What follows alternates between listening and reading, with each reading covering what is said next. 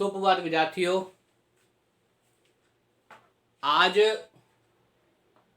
कक्षा 9 पाठ नंबर 11 वसखान, इस पाठ की पीडीएफ मैंने आपको पहले भेज दी है। विद्यार्थियों, मुझे उम्मीद है कि आपने उस पीडीएफ में से कुछ पाठ पढ़ा होगा और आपके समझ में आया होगा। आज इस वीडियो के माध्यम से मैं ये बताने का प्रयास करूंगा विद्यार्थियों कि वास्तव में कवि असखान क्या चाहता है और उसने किसके प्रति प्रेम व्यक्त किया है, क्या उसके दोहों में जो सवैया लगे हुए 4 आपके सिलेबस में, उसमें वो क्या बताना चाहता है, ये सब लेकर इस वीडियो में आया हूं। और मुझे उम्मीद है विद्यार्थियों कि जब आप ये वीडियो देख लेंगे जो मैं यूट्यूब पे लगाऊंगा, उसके बाद में आपको ये चैप्टर जो 11 है असखान, वो समझ में आ जाएगा। अगर ये वीडियो आपको पसंद आए तो लाइक कीजिए, शेयर कीजिए और कमेंट कीजिए। देखिए, असखान एक कवि का नाम है विद्यार्थियों। असखान एक कवि का नाम है और असखान के बारे में बताया जाता है कि असखान किशन से बहुत अधिक प्रेम करते थे। किशन के अनन्य भक्त थे, किशन की भक्ति करते थे, किशन के बारे में कविताएं लिखते थे जो आपके सिलेबस में लगी हुई है। और इसके साथ साथ ये बताने का प्रयास किया असखान के बारे में कि असखान ने पाठ में कवि असखान ने ब्रजभूमि और किशन के प्रति अपना क्या किया, अभी अनुवाद प्रस्तुत किया है। क्या किया है, देखिए, असखान पाठ में कवि असखान ने ब्रजभूमि एवं किशन के प्रति अनुराग को व्यक्त किया। अनुराग का मतलब यहाँ पे क्या है, प्रेम को व्यक्त किया। अनुराग का मतलब यहाँ पे क्या है विद्यार्थियों, अनुराग का मतलब यहाँ पे क्या है, प्रेम, अपनी भक्ति को प्रदर्शित किया है। किसके प्रति किया है, कवि असखान पाठ में कवि असखान ने ब्रजभूमि एवं किशन के प्रति अनुराग, प्रेम को व्यक्त किया है। प्रेम के बारे में बताया है विद्यार्थियों, क्योंकि वो किशन की भक्ति करते थे। इसके साथ ही विद्यार्थियों जो आपके 4 सिलेबस में इसके दोहे लगे हुए हैं, 4 सवैये लगे हुए हैं और चारों सवैयों में किशन का ही वर्णन किया गया है, किशन के बारे में बताया गया है, ब्रजभूमि का वर्णन किया गया है। पहले जो कवित्व है, पहला जो सवैया है आपके, उसमें असखान क्या करते हैं, असखान प्रत्येक जन्म में किशन के साथ रहना चाहते हैं। किसके साथ रहना चाहते हैं, किशन के साथ रहना चाहते हैं। असखान ये कहते हैं कि जन्म में किशन ना मिले और मुझे अगर जन्म में कभी जन्म हो तो उस जन्म में भी क्या हो, मैं किशन के साथ रहूं। और कैसा उसका जन्म होगा, कैसे कैसे रूप बनेगा, ये सब बताने का प्रयास किया है। पहला जो आपके सवैया है, पहला जो आपके कविता का भाग है, पहला जो पद्यांश है, पहला जो कविता है, उसमें असखान ने, देखिए सवैये के अंदर छंद में देखिए असखान क्या कह रहे हैं, यदि मनुष्य योग में मुझे दोबारा जन्म मिले, मेरा पुनर्जन्म हो और मुझे पुनर्जन्म में सौभाग्य से, अच्छे कर्मों की वजह से क्या मिले, मनुष्य योग में जन्म मिले, तो मैं किसके योग में जन्म लूं, गवाने के योग में जन्म। गवाने के योग में मतलब आपको बताए विद्यार्थियों, किशन का जन्म कहाँ हुआ था, मथुरा के अंदर हुआ था। लेकिन किशन के जो पिता थे वो कंस से बचाने के लिए किशन को कहाँ छोड़ गए थे, यमुना को पार करके, यमुना नदी को पार करके कहाँ छोड़ गए थे, नंद बाबा के यहाँ छोड़ गए थे। तो नंद बाबा के यहाँ किशन अपने आप जो कुछ समय बिताते हैं, जब उनका प्रेम किससे होता है, गोपिकाओं से प्रेम हो जाता है, गाय से प्रेम हो जाता है, बांसुरी बजाते हैं। तो इसलिए वो क्या कह रहे हैं असखान कि अगर मुझे मनुष्य योग में जन्म मिले, असखान ये क्या कहें, मनुष्य के रूप में जन्म मिले तो किसके रूप में मिले, गवाने के रूप में, जो किशन के साथ घूमते रहते हैं, किशन के साथ रहते हैं। इसके साथ ही अगर मेरा जन्म मानो मनुष्य रूप में ना हो, ये कोई जो आवश्यक नहीं है कि मनुष्य रूप में हो, यदि मेरा जन्म किसके रूप में हो, पशु के रूप में हो, तो पशु के रूप में हो, तो किसके रूप में हो, गाय के रूप में हो। किशन जी को पता है विद्यार्थियों 2 चीजें बहुत पसंद थी, एक तो गाय और दूसरी बांसुरी। तो ये असखान क्या है कि अगर मान लो मेरा जन्म किसके रूप में हो, मनुष्य के रूप में हो, तो उस गवाने के रूप में जो किशन के साथ थे। अगर पशु के रूप में हो तो गाय के रूप में हो। गाय के मतलब तो ये है कि गाय किशन जी चाहते थे तो मैं गाय अगर बन जाऊंगा, असखान कहते हैं गाय के रूप में जन्म हो जाएगा तो भी मैं किसके साथ रहूंगा, किशन के साथ रहूंगा। अगर ना तो मनुष्य के रूप में हो ना पशु के रूप में हो, अगर क्या हो, पत्थर, अगर मैं पत्थर के रूप में हो, न जीव, जूही ने कि संजीव, अगर नजीव हो तो भी मैं क्या बनूं, गोवर्धन पर्वत के रूप में। गोवर्धन पर्वत के रूप में विद्यार्थियों कहने का भाव ये है कि एक बार इंद्र को अभिमान हो जाता है, तो इंद्र के घमंड को चकनाचूर करने के लिए किशन क्या कहते हैं, गोकुल के अंदर एक अद्भुत लीला रचते हैं। किशन गोकुल में कहते हैं कि आप इंद्र की पूजा मत करो, करने वाले कौन है, परम परमात्मा ईश्वर है। जब गोकुल वाले लोग इंद्र की पूजा नहीं करते तो इंद्र क्रोधित हो जाता है, क्रोधित होकर इंद्र क्या करता है, बहुत अधिक बरसात कहाँ कर देता है, गोकुल में कर देता है।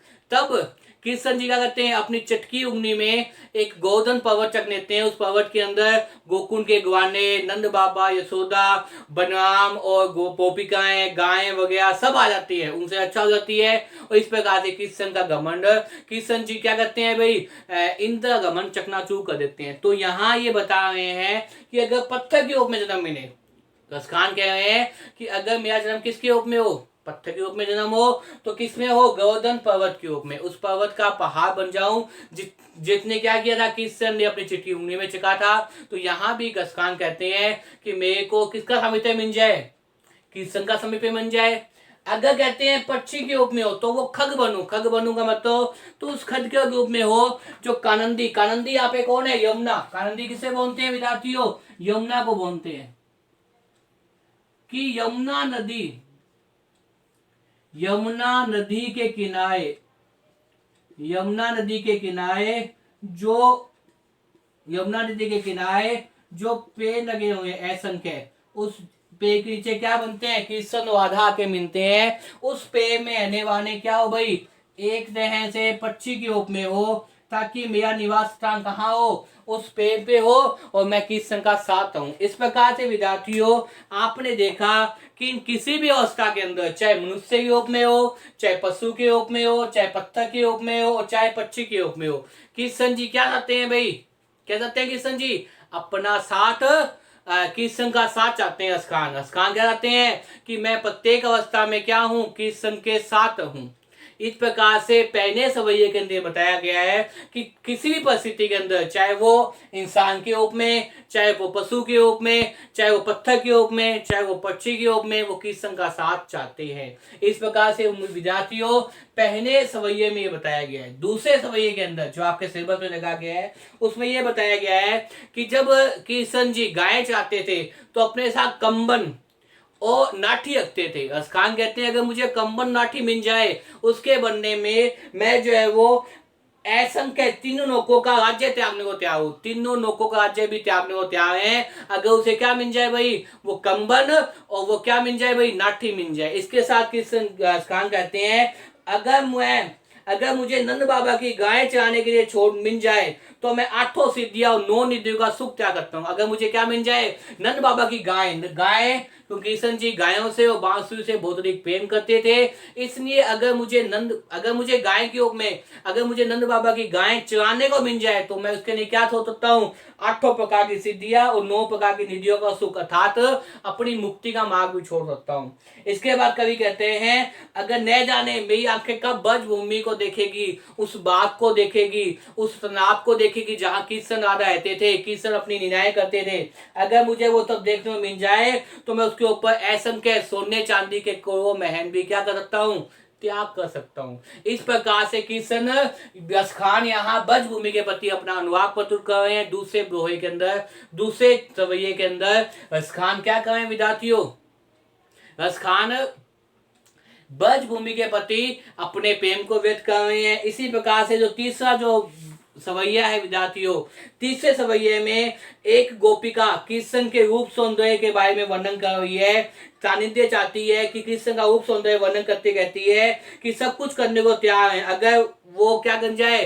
वो बांसुरी से हिस्सा करती है। गोपिका बांसुरी से हिस्सा क्यों करती है, क्योंकि कृष्ण जी क्या करते हैं विद्यार्थियों, बांसुरी और गाय चाहती रहती है, तो अगर बांसुरी ज्यादा समय तक कृष्ण के साथ रहती है और अगर वो बांसुरी नहीं होती तो कहीं ना कहीं गोपिका कहती है कृष्ण का ध्यान कहाँ जाता, हमारी ओर जाता। इस प्रकार से यहाँ तीसरे सवैये के अंदर एक गोपिका अपने आप से मुन्नी जो बांसुरी है उसको साफ करने से इनकार कर देती है क्योंकि वो ईर्षा करती है, क्योंकि बांसुरी क्या है, कृष्ण के साथ हाथों पे रहती है। इसी बांसुरी चक्कर में कृष्ण क्या करते हैं, कई बार उन गोपिका को नहीं देख पाते। जो अंतिम जो छंद है उसमें एक गोपिका का वर्णन किया गया है कि कृष्ण जब अपनी बांसुरी बजाते हैं, क्योंकि कृष्ण का अनोखी स्वरूप है, कृष्ण की अनोखी छटा है, कृष्ण का अनोखी दिव्य सुंदर स्वरूप, ऊपर से कृष्ण जब बांसुरी बजाते हैं तो गोपिका कहती है अंतिम छंद के अंदर, अंतिम जो सवैये के अंदर कि अगर मैं कोई भी काम करती होती हूँ, मैं कुछ भी करती होती हूँ, कृष्ण की बांसुरी की धुन को सुनकर,